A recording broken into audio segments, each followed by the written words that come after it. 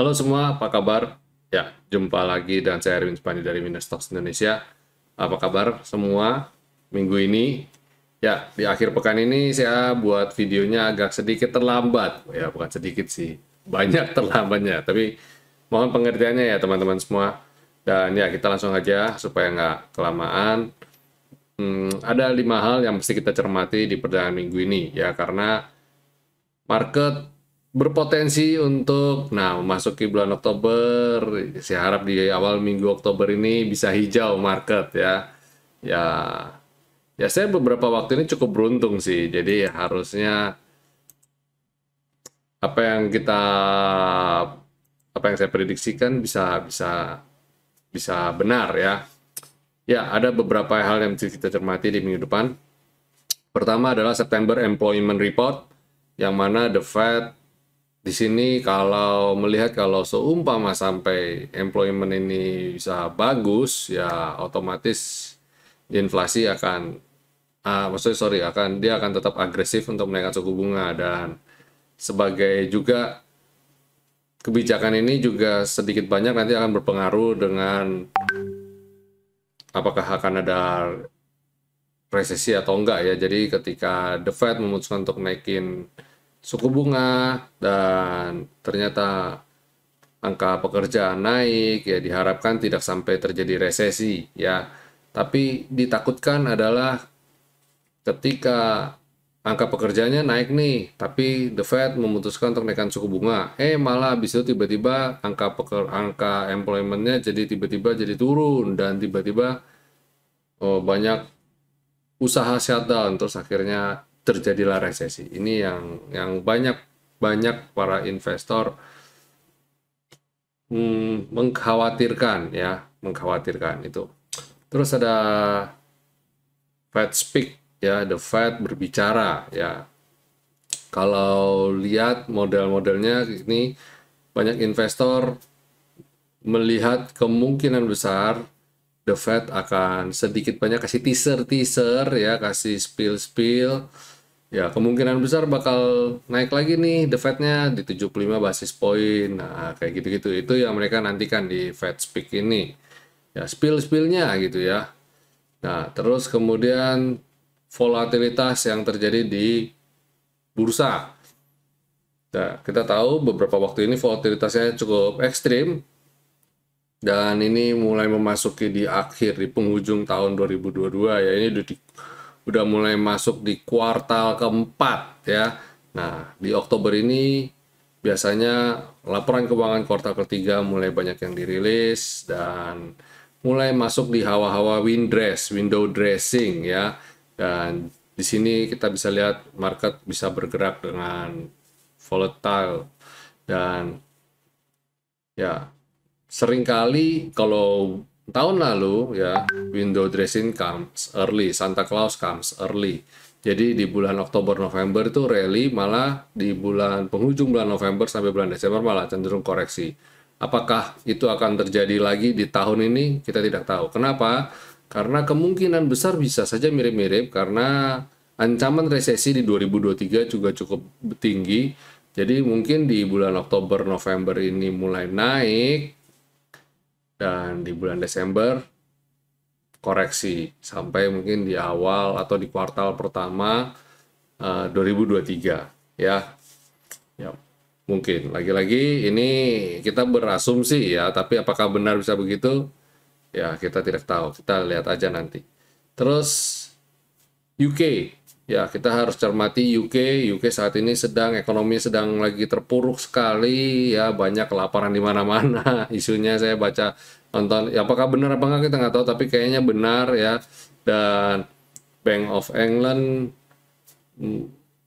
ini mau apa namanya, mau akan ada aksi ekonominya, dia bilang ini apa,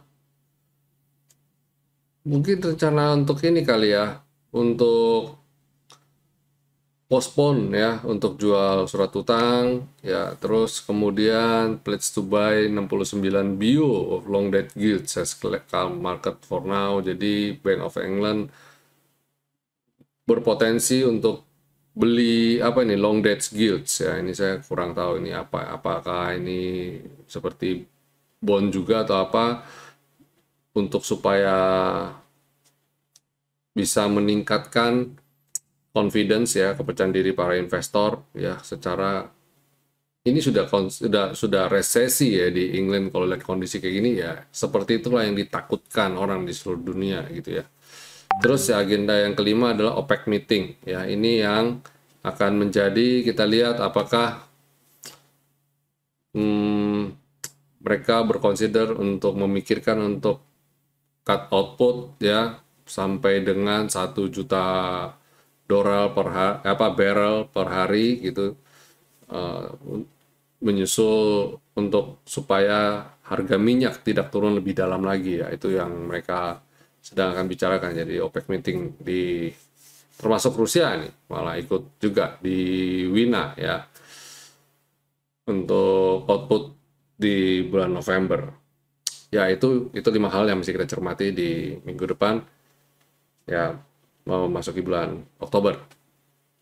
Nah, setelah ini biasanya berturut-turut nanti laporan inflasi ya, itu biasanya di minggu kedua sih, nanti mulai ada laporan inflasi juga, ada ya gitulah ya, nanti habis itu apalagi gitu. Tapi ya makanya kita cermati, ini market masih bergerak dalam volatilitas yang cukup tinggi ya. Oke, sekarang kita masuk ke market review ya. Kita coba lihat IHSG kita bagaimana. Nah, ini komposite kita nih, komposite kita kemarin pas banget ya, ketemu V-line Z, dia ditarik naik ya, dan ditutup hijau nih, walaupun hijaunya cuma 0,07, ini ngawur banget sih. Nah, ini seru nih kemarin ketika menjelang penutupan kemarin ya, memulai sesi 2 sih tepatnya, kita lihat ternyata IHSG bisa mulai hijau nih. Nah, di situ saya sedikit gambling ya, kita spekulasi, kita bilang oh market hijau nih, gimana nih, apakah penutupan bakal hijau, dan akhirnya saya sempat voting hijau ya, dan ya, akhirnya hijau. Dan kemarin video Kamisnya yang saya rilis di Jumat pagi untuk teman-teman member, kan saya sudah bilang kemungkinan besar bakal hijau, dan di morning briefing kalau nggak salah saya juga bilang hijau ya, dan ya good lah, ternyata ditutup hijau ya, oke lah, good. Nah, ini saya harap kita mengawali minggu depan bisa hijau ya. Kalau lihat di weekly-nya, kita lihat ini dia sudah kembali, ini kan uji support dan ditutup di atas selendang weekly, dan harapan saya dia bisa kembali lagi, naik lagi nih, rebound lagi ya. Ini kayak pullback aja, harus segera rebound. Kalau enggak, ini jadi kayak double top di daily, ini kelihatan double top ini. Jadi ini yang kita agak mengkhawatirkan ya. Triple top bahkan 1, 2, 3. Nah, ini kalau lihat mandinya sih masih aman. Nah, weekly-nya ini yang saya agak khawatir ya. Kita jangan weekly dan daily ya. Moga-moga bisa segera rebound lagi. Nah, kalau dia segera rebound lagi kan udah mematahkan tren itu ya. Nanti akan jadi turun gitu. Itu yang ditakutin pasar. Apalagi kemarin sebenarnya udah cukup menguji level 7.000 udah.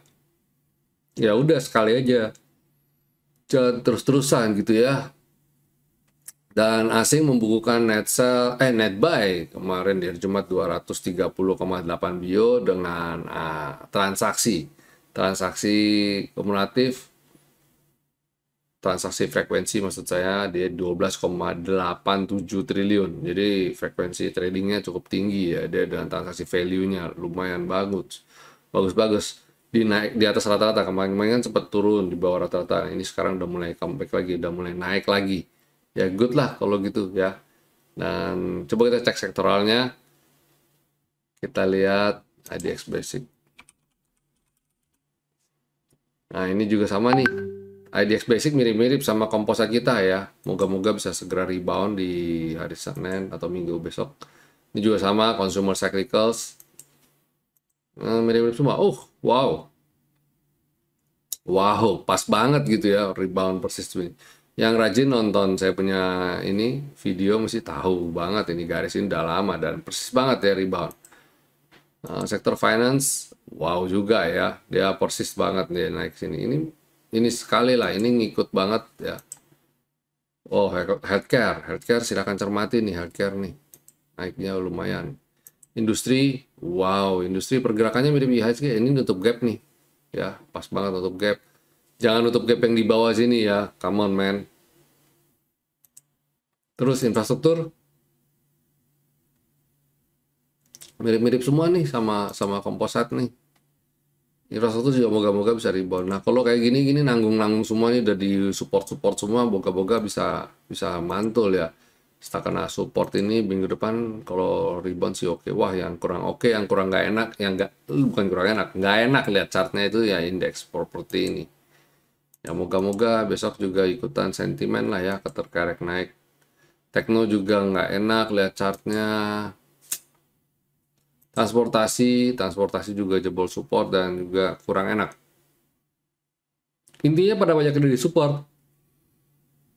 Jadi kalau harusnya bisa bisa segera rebound lah ya. Oke, itu coba kita cek.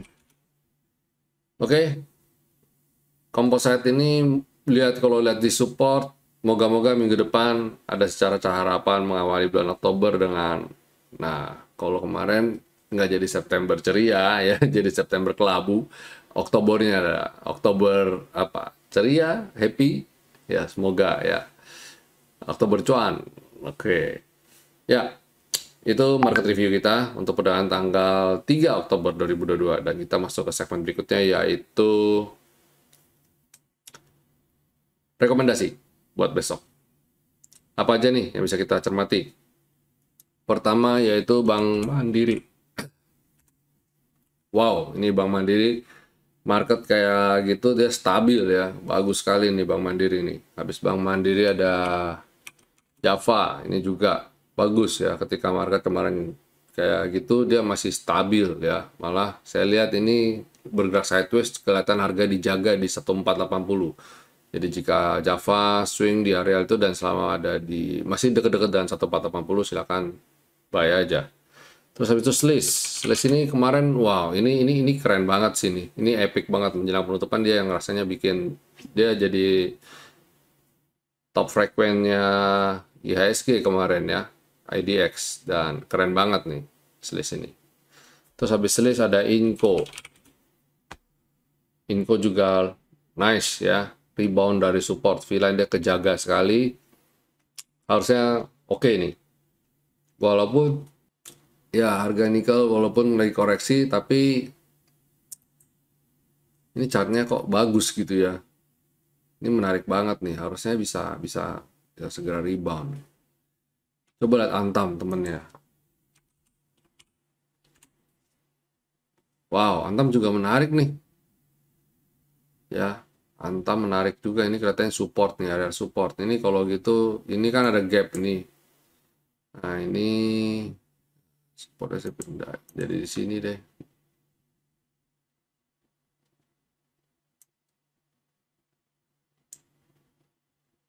Ya.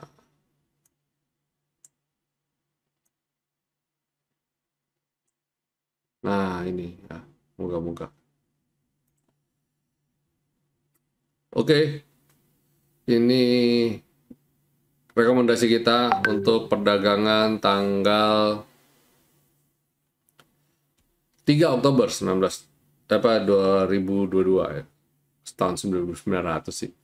Ya itu ya untuk perdagangan tanggal 3 Oktober 2022. Ya, itu teman-teman video yang market review rekomendasi yang kita buat untuk perdagangan tanggal 3 Oktober 2022. Oke, sampai jumpa semuanya.